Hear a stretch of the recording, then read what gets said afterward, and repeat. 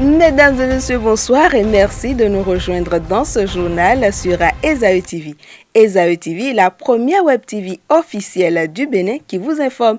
Nous y voilà et voici le sommaire du journal. Le candidat Pascal Koupaki a fait sa déclaration officielle de candidature ce jour. Nous avons échangé avec les Béninois sur leurs attentes du prochain président, leur avis dans cette édition. Et à l'international, un attentat a eu lieu hier au Burkina Faso. Le candidat du Rassemblement de la Nouvelle Conscience, Pascal Irené Koupaki, a réuni membres et sympathisants du parti pour officiellement déclarer sa candidature à la présidentielle de février prochain. Une forte délégation du parti ABT était sur place et à l'occasion, il a été porté à la connaissance du public que Lambert Koti est le directeur de campagne du candidat. C'est une brève pour ouvrir ce journal et Esaü TV est sur place. Vous aurez le compte rendu de cette actualité dans nos prochaines éditions. Le 28 février prochain, les Béninois sont appelés aux urnes. Mais que pense la classe intellectuelle de la société béninoise de cette consultation électorale? Élément de réponse dans cet élément de Enoch Lahadi. Ils sont pour la plupart déçus de la situation sociopolitique que présente leur pays. Ces bureaucrates espèrent mieux après le 28 février. Des regroupements par-ci, des soutiens par-là. Cependant, la population béninoise, celle qui subit les décisions que prennent leurs décideurs, n'a pas dit son dernier mot et attend impatiemment cette date du 28 février. C'est devenu un système dont les anciens politiciens s'entourent pour en faire leur richesse. Ce qui est vraiment dommage pour le peuple béninois, surtout pour nos enfants. On nous a promis la prospérité partagée. On n'a rien vu de tout ça. Nous, on espère bien que pour 2016, qu'il y a le meilleur, pour que la couche sociale vraiment puisse être à l'aise et tout. La couche juvénile, celle qui est facilement manipulable selon Frédéric Lamanchon, ne doit pas suivre le bien matériel, mais plutôt décider de son sort. Et cette fois, il faudrait que la jeunesse fasse une forte sanction pour 2016. Montrer que la jeunesse peut décider de leur sort, de ne pas suivre l'argent. De tous les commentaires, un vœu transparaît, celui du peuple, d'élire en toute quiétude son prochain président.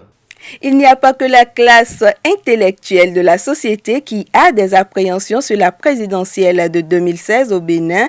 Les artisans aussi se prononcent. Voici ce qu'ils pensent au micro de Leandro Kodo. Les artisans du Bénin attendent de pied ferme le 28 février 2016 et pour cause l'élection présidentielle de février prochain. À 45 jours environ du scrutin de février 2016, les attentes de cette classe de la société sont multiples. Si un affairiste a pris le trône, on a vu que le pays va beaucoup évoluer, beaucoup développer sur beaucoup de plans. Donc on ne sait pas leur idée. Ils ont la bouche, mais on ne sait pas ce qui est au fond de leur cœur.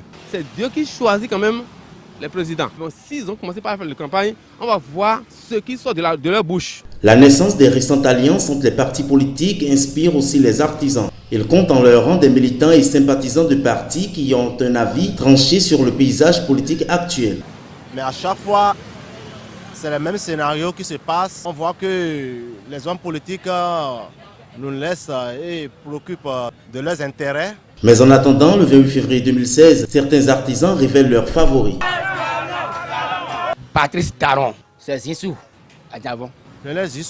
Il est aussi artisan et loin des actualités politiques, il se donne pour tâche de sublimer la femme. Un homme qui coiffe et maquille les dames au marché d'Antokpa, il s'appelle Christian Fadairo, découvrons-le. Il a l'art de métamorphoser la femme. Christian Fadairo, coiffeur, commerçant et maquilleur, il s'est découvert des talents d'habilleur. Sa spécialité, les foulards. Là, je remercie d'abord mon Dieu, et parce que c'est un don pour moi, je l'ai dit. C'est un don pour moi. Si jamais j'arrive à ne pas faire ce boulot-là, ce travail, c'est que je répète. Autant les couleurs, les textures et les qualités de foulard diffèrent, autant Christian varie les styles de coiffure. Oui, il y a plusieurs qualités de foulard. Il y a le ségolène et il y a la tchoké, il y a encore le papier d'emballage. L'artisan artiste est sollicité pour beaucoup d'occasions et à chaque événement correspond une tenue de style. De quoi entretenir une clientèle conquise. Je suis venue aujourd'hui à Tokpa parce que j'ai ma soeur qui se marie le week-end prochain et j'aurais besoin de quelqu'un pour me faire les foulards. Et si j'ai choisi Christian, c'est pas que je suis un habitué. J'ai des amis qui me le conseillent, je n'ai pas été déçue. Il fait tout à la perfection. Quand je porte les foulards de Christian et je me retrouve à une cérémonie, que ce soit moi-même ou bien je suis invitée quelque part, tout prétexte est bon pour se rapprocher de moi parce qu'on veut voir ce que j'ai fait, comment c'est beau. Pour mariage, d'autres obsèques et autres événements, il suffit d'un foulard pour que Christian sublime sa cible. Et à l'international, loin du Bénin, pas si loin que ça, au Burkina Faso, un attentat djihadiste a fait environ 23 morts. C'était hier au pays des hommes intègres. Merci de votre attention et surtout n'oubliez pas le réflexe désormais www.ezaetv pour être informé. Bonsoir chez vous.